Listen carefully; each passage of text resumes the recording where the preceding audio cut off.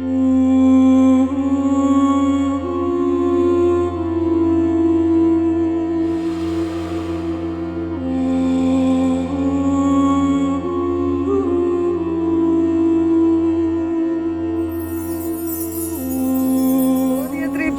dia, Líbia. O nosso dia vai começar de manhã bem cedo, porque hoje vamos fazer cerca de 600 km para chegar perto da fronteira com a Tunísia. Incrível, não? Vamos para o deserto e, portanto, vamos já a caminho, Luizinho. Olha lá. O nosso destino era um oásis no deserto, mas chegar lá seria muito difícil. Este doce chama-se baklava. Baklava é um doce típico árabe que é fabuloso. E nós temos aqui agora na orla do deserto uma lojinha que vende doces tradicionais e já vamos, Rui! Apanha-me, faz favor. E nós já vamos com os doces típicos. O Rui anda a apanhar os guardanapos que já voaram aqui de cima da caixa dos baklava. Não foi, Rui? É. Pronto. Doces. Tão doces que o Rui nem gosta. É Carla come. Sou fã de doces árabes. Ai, eu adoro. Os doces são realmente muito doces, mas por terras da Líbia também há frutas, mesmo no deserto. Estamos na época dos morangos. Portanto, morangos são uma das produções típicas aqui da Líbia, não é, É Rui? verdade. Vê-se por todo lado. E muito barato. Quanto é que custou a nossa caixinha de morangos? Uma coisinha destas, 50 cêntimos. Ao rate oficial. Sim. Se for rate de mercado negro é para aí 30 cêntimos. Pois é. Bem, morangos são uma produção então local aqui da Líbia. Estava na hora de seguir viagem em direção às montanhas Jebel Nafusa, onde outrora aldeias e cidades fervilharam, algumas delas cidades-fortalezas que se localizavam no topo das montanhas rochosas. Aqui atrás de mim estão as montanhas Jebel Nafusa, que é a terra dos berberes. Os berberes aqui do deserto da Líbia. E é nestas montanhas que nós temos várias cidades oásis que apareceram porque existia água aqui na base das vertentes. Chegamos à nossa primeira paragem do dia. Chama-se Qasr al-Ash e é uma fortaleza aqui no deserto da Líbia. Vamos a explorar e ver o que é que temos para ver. A arquitetura típica do Maghreb está cada vez mais ameaçada. Os lugares são abandonados pelas populações e, de seguida, é fácil o deserto tomar conta de tudo e o tempo fabricar o seu esquecimento.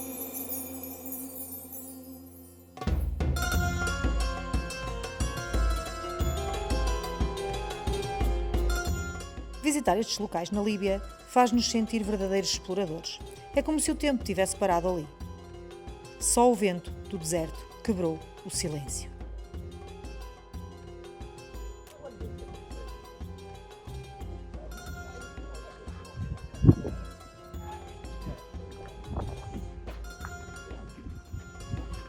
Estamos no interior de uma construção notável que tem o nome de Qasr, que apesar de Qasr querer dizer fortificação, aqui não era uma fortificação, era um celeiro. Estamos no interior de um celeiro, um enorme celeiro, que era utilizado pelas populações berberes aqui do deserto. Cada um destes quartos, digamos assim, em diferentes andares, era reservado para armazenar ou cereais, nomeadamente trigo e cevada, ou, por exemplo, óleo, azeite ou tâmaras, diferentes tipos de produtos agrícolas que eram armazenados porque eles não sabiam, em diferentes anos a produção agrícola era diferente, portanto era uma questão de segurança alimentar eles terem isto armazenado, tanto em termos climatéricos como em termos sociais. Isto era um lugar seguro, era um banco central de alimentos, digamos assim. Portanto, na parte, há uma parte que é por baixo subterrânea, era onde se punha o o azeite e depois nas partes superiores eram os cereais. Portanto, esta construção tem cerca de 700, 800 anos de idade e até há relativamente pouco tempo as pessoas usavam estas construções para realmente conservar os cereais e outros alimentos. A arquitetura berber deste celeiro data do século XIII d.C. e já terá sido usado como escola para o ensino do Corão. Diz-se que o celeiro tem 114 divisões, que correspondem ao número de suras no Corão. Hoje terá 119 divisões, já que 5 delas terão sido divididas por heranças. Mas a solidão dá lugar à curiosidade. Quando os populares sabem da presença de estrangeiros ali, aparecem para ver o que se passa. O nosso guia, Bashir, é um sexagenário entusiasta pela tradição berber e árabe da Líbia. Mas o vento não dava tréguas. Nesta altura, não podíamos sequer imaginar que íamos ser apanhados por uma tempestade de areia no deserto. E vamos agora ver as ruínas que restam da antiga cidade berber que ficava aqui no deserto.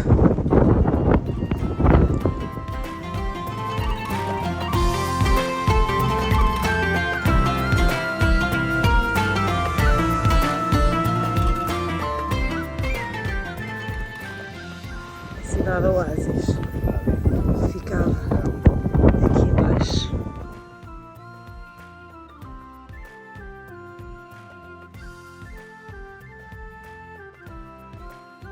No regime do Gaddafi, com o dinheiro proveniente do petróleo, houve um impulsionar do nível de vida das populações e as famílias deixaram os modos de vida tradicionais berberes e mudaram-se para casas com mais condições e ar-condicionado e aquecimento. Hoje, estas cidades jazem em ruínas no meio do deserto e das montanhas da Líbia. Estamos no interior da zona residencial aqui de uma aldeia berber, portanto nesta zona da Líbia as populações são de origem beduína e construíam aldeias com materiais de construção locais, isto é, com a pedra local e com troncos de árvores, nomeadamente palmeiras e oliveiras. Portanto, tudo isto foi abandonado há cerca de 60, 70 anos, quando as pessoas se deslocaram para as cidades modernas, quando a Líbia começou a desenvolver-se mais. Mas até então, durante séculos, as pessoas viveram em condições deste tipo e utilizando os celeiros, como acabamos de ver.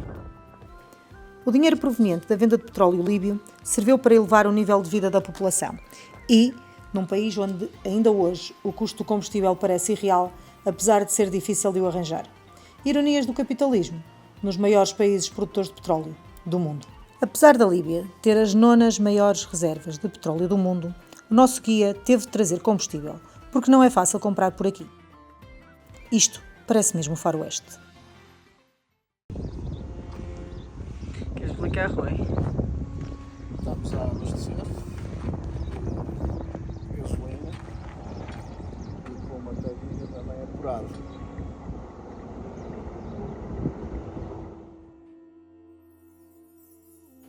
Durante a Guerra Civil, a cidade sofreu vários ataques e serviu de bastião aos rebeldes. As histórias de Bashir levam-nos para esses tempos e fazem-nos ver uma outra Líbia. Estamos a chegar à nossa próxima paragem no deserto. Uma cidade rochosa no topo de uma montanha no meio do deserto. Surreal. Dizem que nesta povoação existem ossos de dinossauros, ossadas de animais pré-históricos.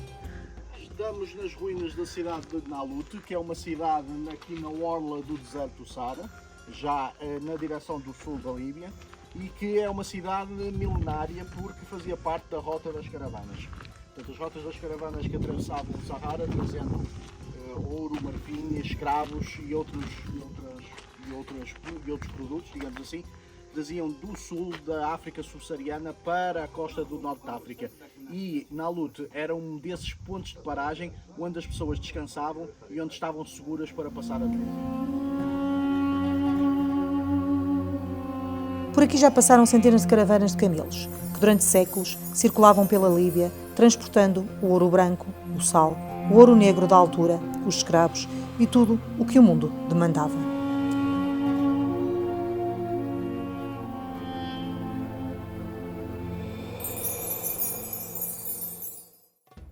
Estamos aqui num espaço onde, quando as caravanas chegavam, os camelos eram estacionados, digamos assim, mais fora, e depois os homens sentavam-se a beber chá, a comer tâmaras, e os caroços das tâmaras eram postos nestes buraquinhos e eram esmagados para depois dar de comer aos camelos. Portanto, era tudo aproveitado e os caroços das tâmaras eram aproveitados para assim dar a alimentação aos animais.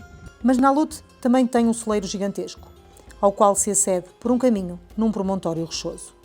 É difícil não sentir o privilégio de ver este mundo esquecido.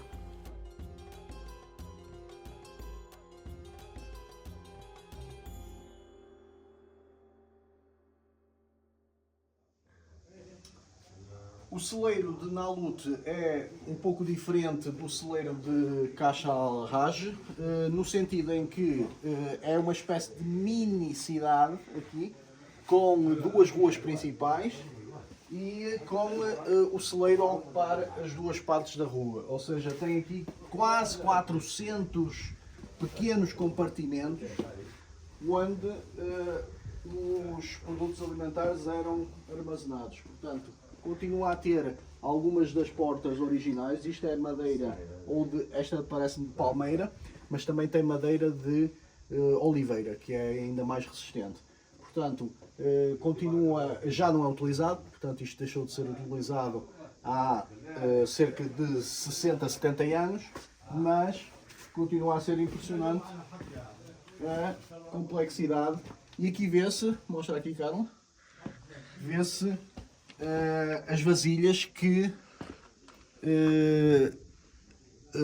guardavam o azeite. Portanto, o azeite era guardado nestes patamares mais inferiores, enquanto os cereais eram guardados nos patamares superiores. Portanto, isto tem 3 andares de altura.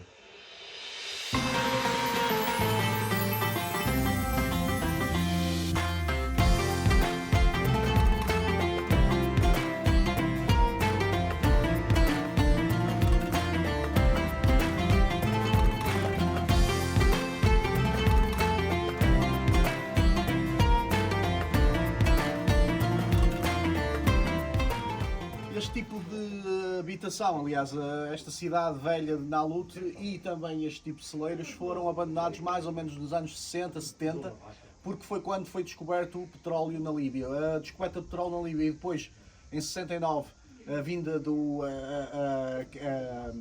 fim do regime do rei e a vinda de Gaddafi fez com que houvesse um esforço de modernização do país, no sentido de os moldes tradicionais serem em certa parte abandonados.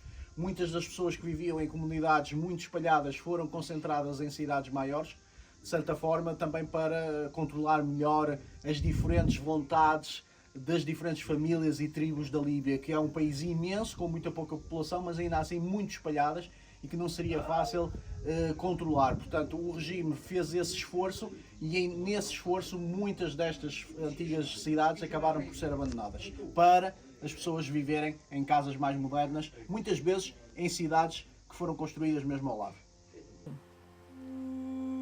Gaddafi chegou ao poder em 1969 e conseguiu unificar várias tribos que durante séculos se degladiavam no país.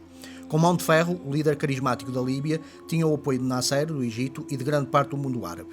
Desenvolveu na Líbia aquilo que ficará na história como o primeiro regime de socialismo árabe do mundo, nacionalizando a indústria petrolífera, implementando programas sociais, mas também financiando movimentos revolucionários no estrangeiro.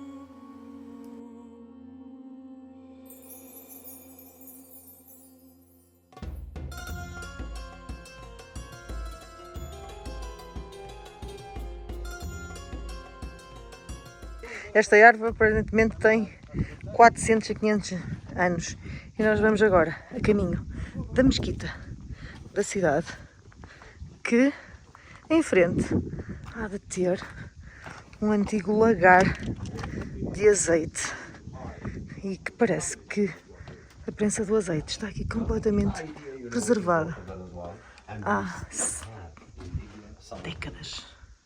Estamos junto a uma prensa de azeite que funcionava aqui com uma gigantesca pedra de mó que estava ligada a este eixo central e que era puxada por um camelo que se deslocava aqui à volta. Nos primeiros tempos eles punham uma venda ao camelo para ele se habituar e para não se descontrolar e andar sempre aqui à volta, e depois, passado 2 ou 3 semanas, pelos vistos, o camelo habituava-se e fazia este trabalho de moer as azeitonas para se extrair o azeite, que depois era decantado e as impurezas iam ao fundo e depois era retirado o azeite. E aqui ainda temos parte do dispositivo e aqui um enorme tronco de palmeira. Em Kairouan, na Tunísia, há cerca de 8 anos atrás, tivemos a oportunidade de ver um lagar como este em funcionamento. E o camelo ainda lá estava. A cidade de Nalut impressionou-nos verdadeiramente, mas era hora de seguir viagem. Uma tempestade de areia no deserto estava a caminho e o combustível para chegar ao nosso destino era cada vez menos. Começávamos a ficar preocupados. O vento era cada vez mais intenso. A tempestade intensificava-se e já era difícil ver a estrada. O nosso coração batia cada vez mais forte. A chegada a Gadames é como que um prémio para esta travessia, mas apesar da luz que existia, o vento e as areias seguiriam o nosso rasto. Iríamos aprender nessa noite que não podemos nada comparados com a força do deserto. A meio do deserto para esticar as pernas, que nós ainda temos mais quase 200 km para fazer. Estamos aqui num dos oásis do deserto. Bem, nós temos vindo a atravessar o deserto o caminho todo. Isto está um calor super abafado e super seco. Tenho os lábios todos secos e estamos completamente desidratados. Bem, isto não é mais nada, só areia e agora aqui como é um oásis, já há alguma vegetação e algumas palmeiras para esticar as pernas e avançar já por mais para aí 2 horas de deserto. Como hoje é sexta-feira, é dia santo para aqui para os muçulmanos, nós não conseguimos comprar nem arranjar nada aberto, está tudo fechado, aliás até a gasolina o nosso guia teve que trazer para nós conseguirmos chegar lá. Portanto, vamos lá aproveitar para relaxar um bocadinho antes de seguir viagem.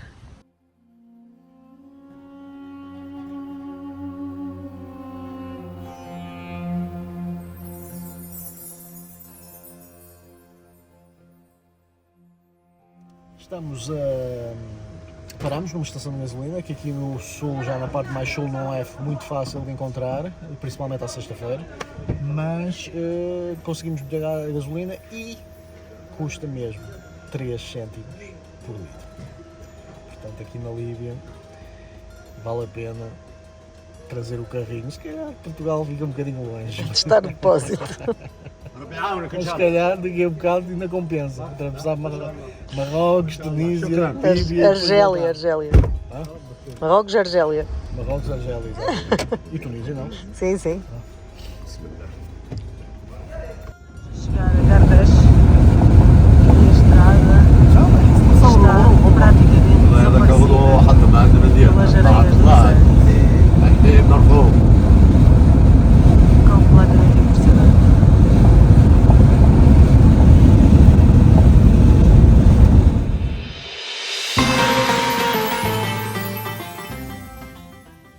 O último troço foi ainda mais duro.